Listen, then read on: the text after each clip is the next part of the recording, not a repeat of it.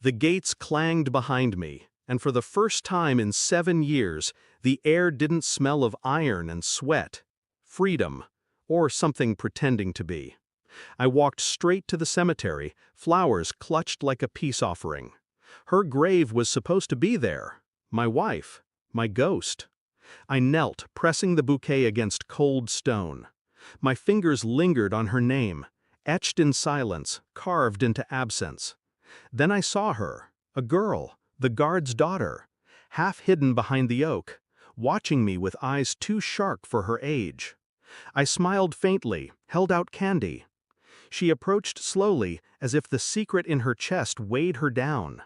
When she finally spoke, her whisper split the world in two. "Uncle, there's nobody there." Her hands trembled, her eyes didn't.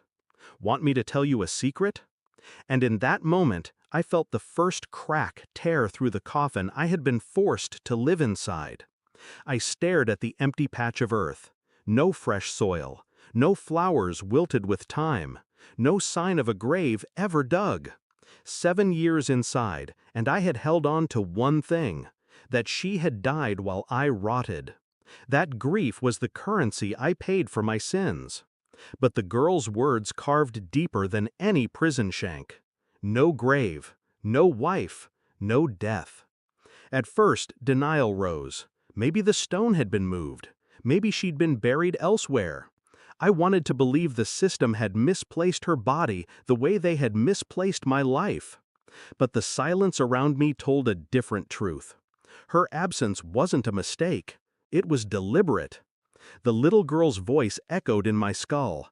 "There's nobody there." My wife hadn't died. She had vanished. And the world had let me believe otherwise. I didn't rage. Rage is sloppy. Rage gets you locked up again. Instead, I traced the faintest threads of her life. I visited the courthouse, searched records, found nothing of her death. No paperwork, no burial certificates. Then I followed the paper trail she hadn't erased. Bank transactions, addresses, changes in identity so careful they almost slipped past me. Almost.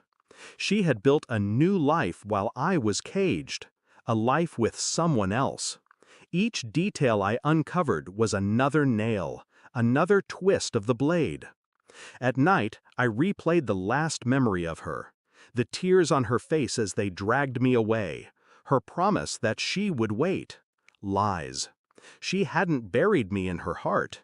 She had buried me in the world, alive but forgotten. I told no one of my search. To the outside, I was just a man adjusting to freedom.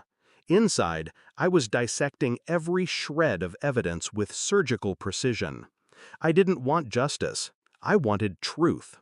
And truth has a way of bleeding the guilty dry. I found her, not in a grave, not in mourning, but in a quiet suburb, wearing a new name, carrying a new life. Children that weren't mine. A man's arm around her waist. The same man she had sworn was just a friend before my trial. My wife hadn't died. She had killed me. Not with a weapon, but with silence. She let the world believe I was guilty, let me rot behind bars while she built paradise on my bones. I didn't confront her then. I watched. I studied the way she smiled when she thought no one from her past could see. And in that stillness, I knew. Her betrayal was complete. I waited until the night her husband left town. She came home to find me sitting at her kitchen table. Flowers, the same kind I had left at her grave, rested between us. Her face drained. She whispered my name like a curse. I slid a folder across the table. My notes, my evidence, proof that I had uncovered every corner of her lie. 7 years, I said quietly. I mourned you for 7 years. She broke instantly. Tears, apologies, frantic hands reaching for me. I didn't touch her. I leaned back, let the silence devour her words.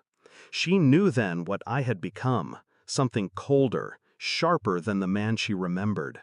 My revenge wasn't violence. It was clarity. I had returned not to reclaim her, but to let her drown in the mirror of what she had done. I left her there, shaking on the kitchen floor, surrounded by the flowers meant for her grave. I didn't need to raise my voice. The weight of truth was heavier than any punishment I could invent. As I stepped into the night, I felt something I hadn't felt in years. Freedom. Not the kind the prison gave me, the kind betrayal gifts when it strips away illusion.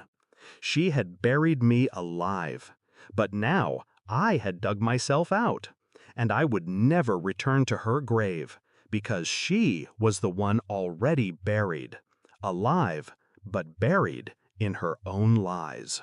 Thanks for watching. Don't forget to like, share, and comment. Subscribe now to Cheating Stories Insight World for more amazing stories.